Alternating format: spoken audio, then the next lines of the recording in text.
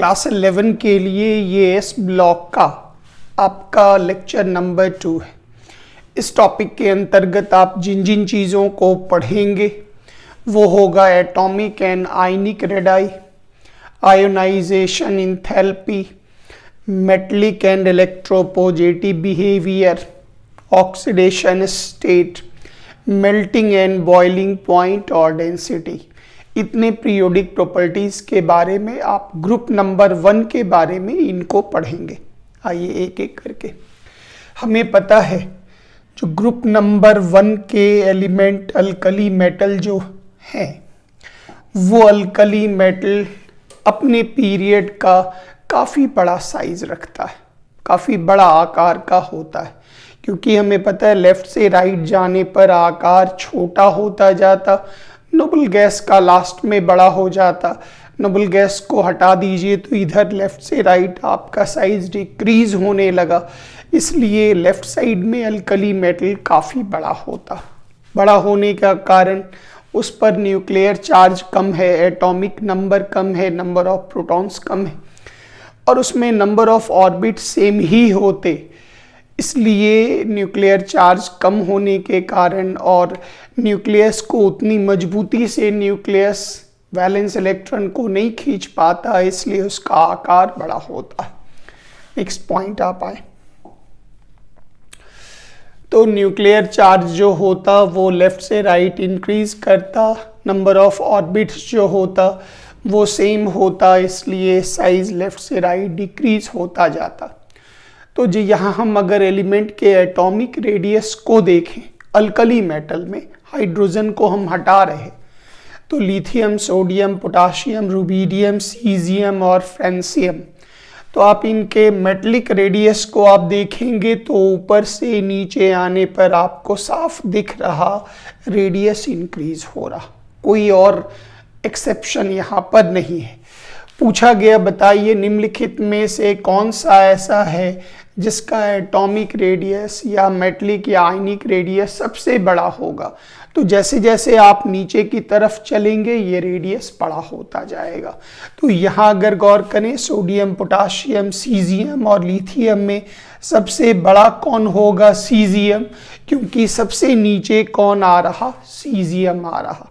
Next आइए आयनिक radii में भी याद होगा इन सबों के लास्ट ऑर्बिट में 1 इलेक्ट्रॉन, इनकी टेंडेंसी इलेक्ट्रॉन लॉस करने के बाद इसका ऑक्टेट पूरा हो जाएगा या डुप्लेट हीलियम लिथियम की तरफ, लिथियम डुप्लेट बनाकर हीलियम की तरह स्टेबल होता।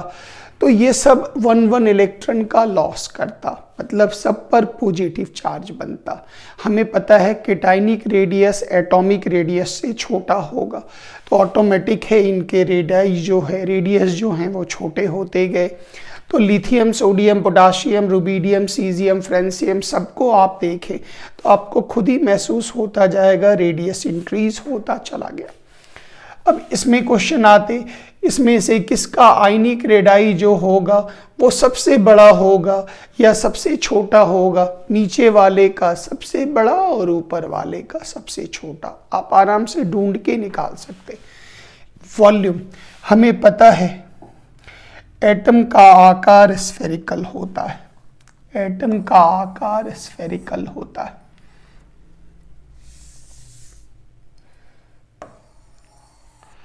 ये हो गया न्यूक्लियस और स्फेयर की जिसका रेडियस अगर r है तो याद होगा स्फेयर की त्रिज्या, स्फेयर का वॉल्यूम डायरेक्ट आ जाए 4/3 पाई r³।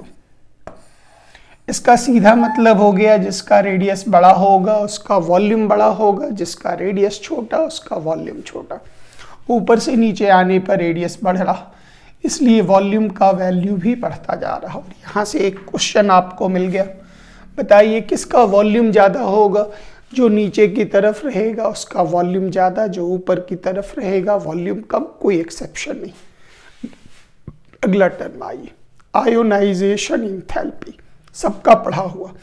किसी भी गैसेस एटम से लास्ट ऑर्बिट से, गैसेस एटम के लास्ट ऑर्बिट से 1 इलेक्ट्रॉन को निकालने में जितना एनर्जी लगा, जितना इंथैल्पी चेंज हुआ, नाम हो गया आयनाइजेशन इंथैल्पी। ग्रुप नंबर 1 के एलिमेंट लेफ्ट साइड होने के कारण, बड़ा आकार होने के कारण इनका आयनाइजेशन इंथैल्पी लो होता, मतलब इनके इलेक्ट्रॉन की न्यूक्लियस से पकड़ कमजोर है, इसलिए इसका आयनाइजेशन इंथैल्पी का वैल्यू लो होता। साइज बड़ा है, न्यूक्लियर चार्ज कम है, और जब आप ऊपर से नीचे की तरफ आएंगे तो आप ये खुद फील करेंगे, जो आकार बड़ा होने के कारण, न्यूक्लियस की पकड़ वैलेंस इलेक्ट्रॉन पर कम होने के कारण आयनाइजेशन इंथैल्पी का वैल्यू डिक्रीज करता है, विथ नो एक्सेप्शन, एकदम रेगुलर है। तो यहाँ पर कह सकते nuclear attractive force on valence electron decrease होता जाता, क्योंकि आकार ऊपर से नीचे ग्रुप में आने पर इंक्रीज करता, आयनाइजेशन इंथैल्पी डिक्रीज करता जाता है। फिर नेक्स्ट पूछा गया, बताइए इसमें से रैंडमली 4 एलिमेंट को लेकर हम टीचर आपसे पूछ दे, बताओ सबसे ज्यादा आयनाइजेशन इंथैल्पी किसका या सबसे कम आयनाइजेशन इंथैल्पी किसका। जवाब, हमें पता है ऊपर से नीचे आने पर आकार इंक्रीज करेगा, ऑटोमेटिक है, न्यूक्लियर अट्रैक्टिव फोर्स डिक्रीज करेगा, आसानी से इलेक्ट्रॉन का रिमूवल हो जाएगा। तो यहाँ से आप थ्योरी निकाल सकते, जो किसकी आयनाइजेशन इंथैल्पी अधिक होगी तो जो सबसे ऊपर आएगा आयनाइजेशन इंथैल्पी ज़्यादा, अर्थात लिथियम का। जैसे जैसे नीचे आएंगे आयनाइजेशन इंथैल्पी डिक्रीज करेगा। नेक्स्ट, आयनाइजेशन इंथैल्पी 2, हर ग्रुप 1 अल्कली मेटल में 1 इलेक्ट्रॉन निकल जाने के बाद वो स्टेबल इलेक्ट्रॉनिक कॉन्फ़िगरेशन को प्राप्त कर लेता, अकॉर्डिंग टू हुंग्स रूल। इसलिए ऐसी परिस्थिति में इसका सेकंड इलेक्ट्रॉन को रिमूव करने पर बहुत ज़्यादा इंथैल्पी चेंज होगा, बहुत ज़्यादा एनर्जी लगेगा। That's why second ionization enthalpy का वैल्यू वेरी हाई होता। उसमें भी वही ट्रेंड है, ऊपर से नीचे आने पर आयनाइजेशन इंथैल्पी का वैल्यू डिक्रीज होता चला जाता है। यहाँ से ग्रुप में ऊपर से नीचे आने पर आयनाइजेशन इंथैल्पी डिक्रीज करता, क्यों? क्योंकि साइज इंक्रीज होता, शिल्डिंग का मान भी बढ़ता जाता, वैलेंस इलेक्ट्रॉन की पकड़ न्यूक्लियस से कमजोर हो जाती, इसलिए आयनाइजेशन इंथैल्पी का वैल्यू ऊपर से नीचे आने पर डिक्रीज करता रहता है। अब यहाँ पर एक बहुत अच्छा क्वेश्चन है, कहा गया सोडियम और मैग्नीशियम में आयनाइजेशन इंथैल्पी 1 का क्या ट्रेंड होगा। सोडियम का atomic number 11, nuclear charge 11, first orbit, second orbit, third orbit. Magnesium nuclear charge 12, first orbit, second orbit, third orbit. ये ग्रुप 1 का मेंबर, ग्रुप 2 का मेंबर, आकार छोटा, न्यूक्लियर चार्ज इससे ज्यादा, पकड़ मजबूत। यहाँ निकालने में जितनी एनर्जी लगेगी, इंथैल्पी चेंज होगा उससे ज्यादा यहाँ। क्यों? क्योंकि न्यूक्लियर चार्ज ज़्यादा होने के कारण, ऑर्बिट सेम होने के कारण न्यूक्लियर फोर्स ज़्यादा हो जाता, इसलिए आयनाइजेशन इंथैल्पी 1 मैग्नीशियम का ज़्यादा और सोडियम का कम होगा 1 के लिए। लेकिन जब 2 में चलेंगे तो 2 का मतलब हो गया Na+ से 1 इलेक्ट्रॉन को निकाले, Mg+ से 1 इलेक्ट्रॉन को निकाले। जैसे ही Na+ से Na+ का कॉन्फ़िगरेशन Mg+ से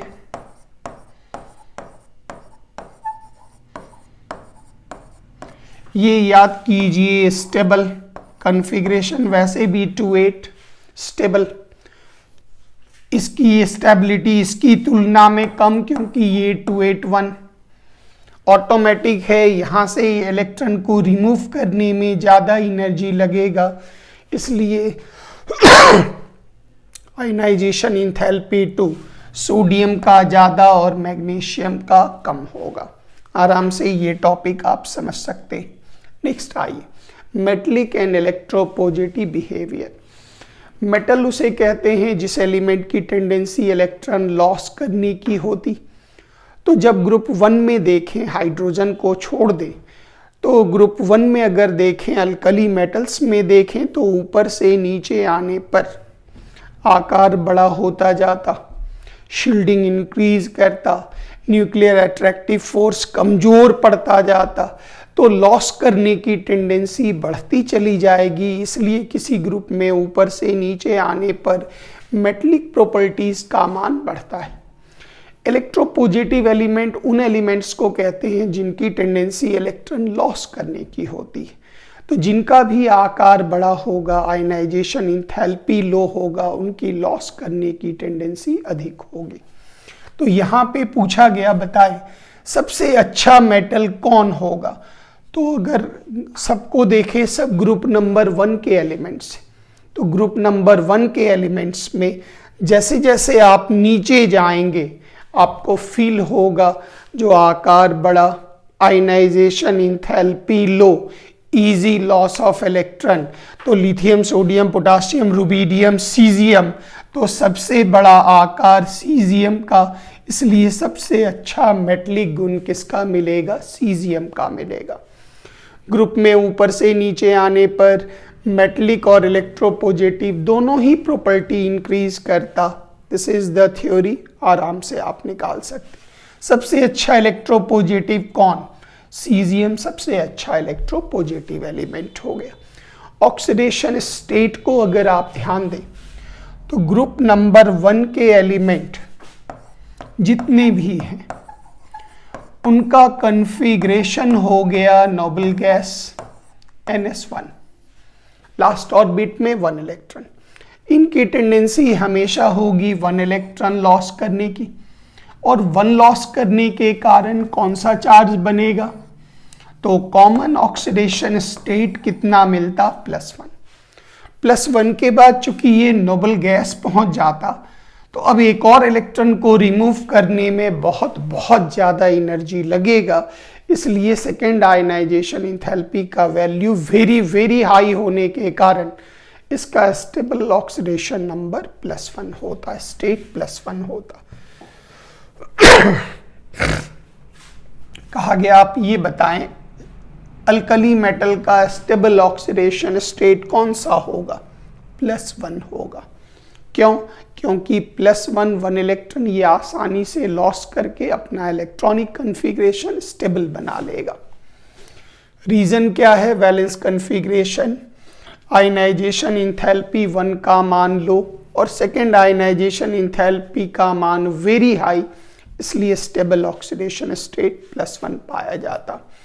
अब एक बड़ा खूबसूरत टर्म है मेल्टिंग एंड बॉइलिंग पॉइंट।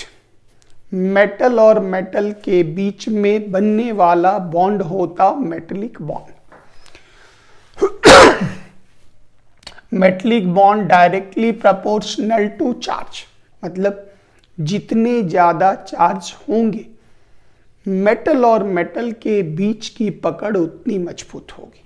मतलब अगर हम मेटलिक बॉन्ड में देखें तो याद कीजिए एल्युमिनियम पर, मैग्नीशियम पर, सोडियम पर, तो ये जो मेटलिक बॉन्ड बनेगा वो इस प्रकार से, मतलब इन चार्जों को आप इस तरह से लिखें ज़्यादा बढ़िया होगा, 3+, 2+ और +1।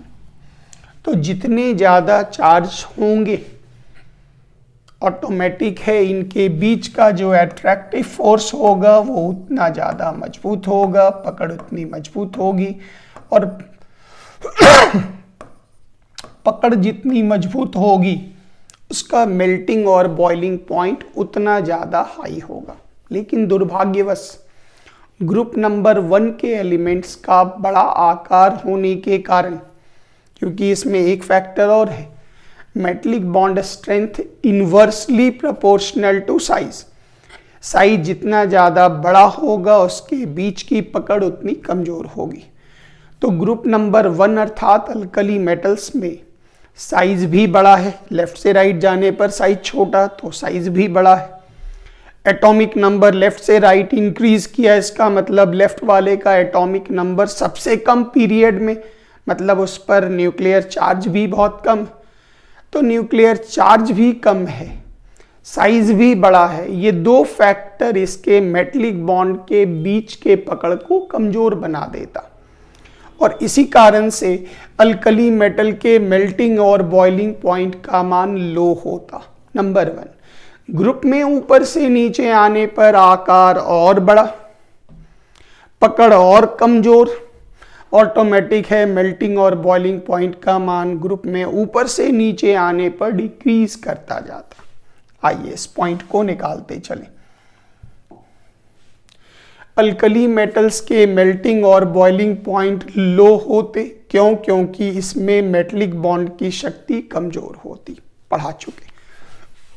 ग्रुप में ऊपर से नीचे आने पर आकार और बड़ा, इसकी पकड़ और कमजोर, metallic bond inversely proportional to size, पकड़ और कमजोर, जुड़ने की शक्ति और कमजोर, मेल्टिंग और बॉइलिंग पॉइंट लो। पूरा increase in size, decrease in metallic bond strength पूछा गया, बताओ किसका मैक्सिमम मेल्टिंग और बॉइलिंग पॉइंट होगा? तो ऊपर से नीचे आने पर डिक्रीज करेगा, इसलिए मैक्सिमम किसका होगा? ऊपर वाले का होगा। तो ऊपर वाला जो एलिमेंट है वो आप आराम से ढूंढ के खुद निकालें और काम करें। नेक्स्ट आइए चेक कर लीजिए data from NCERT. Melting point in decreases decreases decreases decreases, ऊपर वाले का सबसे ज्यादा। बॉइलिंग पॉइंट में भी आए, decreases decreases decreases decreases. Francium radio active element, short half life, इसलिए इसकी उतनी चर्चा नहीं की जाती। आइए डेंसिटी पर। सब लोग जानते हैं density is equal to mass by volume, mass by volume. Left side के एलिमेंट का एटॉमिक नंबर कम, मास भी कम, वॉल्यूम भी बड़ा, आकार बड़ा, क्योंकि लेफ्ट से राइट आकार छोटा होता तो लेफ्ट वाले का आकार बड़ा। नोबल गैस की व्याख्या नहीं करते, वो अलग पढ़ाई होती।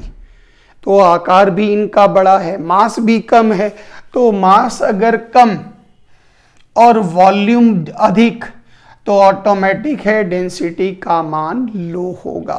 तो यहां से हमारे पॉइंट मिले, अल्कली मेटल की डेंसिटी लो होती है, लो होती है। और इसलिए क्योंकि इनके जो आकार हैं पार्टिकल के बड़े बड़े हैं, वो मजबूती से नहीं जुड़ पाते, दूर दूर हैं, इसलिए उनका वॉल्यूम बड़ा होने के कारण ये कम पड़ता जाता। नेक्स्ट आइए, जब हम ग्रुप में ऊपर से नीचे आते, मास भी इंक्रीज कर रहा, आकार भी बढ़ता जा रहा, वॉल्यूम भी इंक्रीज हो रहा, लेकिन इंक्रीज इन मास, मास में जो वृद्धि है वो वॉल्यूम में इंक्रीज के कंपैरिजन में ज़्यादा पावरफुल है। मतलब मास जितना ज़्यादा बढ़ता जाता, वॉल्यूम में जो इंक्रीज है वो उसकी तुलना में उतना नहीं बढ़ पाता, क्योंकि एटम का आकार बहुत छोटा। इसी कारण से आप देखेंगे ऊपर से नीचे आने पर डेंसिटी का जो मास चूंकि इंक्रीज होने लगा, वॉल्यूम हल्का डिक्रीज, तो डेंसिटी इंक्रीज करने लगा। But there is an exception, वो है पोटाशियम, VVI। पोटाशियम की पैकिंग ऐसी है, सॉलिड स्टेट 12 में आप पढ़ेंगे, जो पोटाशियम में बीच बीच में काफ़ी ढेर सारा जगह खाली रह जाने के कारण उसका वॉल्यूम जो होता वो थोड़ा बढ़ जाता। इसके कारण उसकी जो डेंसिटी है वो सोडियम के कंपैरिजन में कम पड़ जाती है। तो अगर आप देखें तो ऊपर से नीचे डेंसिटी का वैल्यू इंक्रीज कर रहा, पोटाशियम जो है वो थोड़ी बाजी लूज कर जाता, क्योंकि उसकी पैकिंग ऐसी है जो वो बीच बीच में खाली जगह ढेर सारा रह जाता उसकी पैकिंग में। इस कारण से उसका वॉल्यूम बड़ा हो जाने के कारण उसका जो डेंसिटी है वो सोडियम के कंपैरिजन में कम पड़ जाता। तो इनके डेंसिटी का क्रम बना, सबसे छोटा लिथियम, उसके बाद पोटाशियम, उसके बाद सोडियम, उसके बाद रुबिडियम, फिर सीजियम, ये इसके डेंसिटी का क्रम बना। तो इसमें आपसे पूछा गया सबसे मैक्सिमम डेंसिटी किसकी होगी, तो बस आप नीचे बढ़ते चलें। यहाँ पर जैसे सबसे कम लिथियम का, फिर पोटाशियम, फिर सोडियम, फिर rubidium, answer will be rubidium D. उम्मीद है इन पॉइंट्स को आप अच्छे से सीख चुके होंगे। लेक्चर 2 आपके कंप्लीट हुए। इसके बाद लेक्चर 3 में पीरियोडिक प्रॉपर्टीज के कुछ चीज़ को आप और सीखेंगे। Thank you very much. जय हिंद।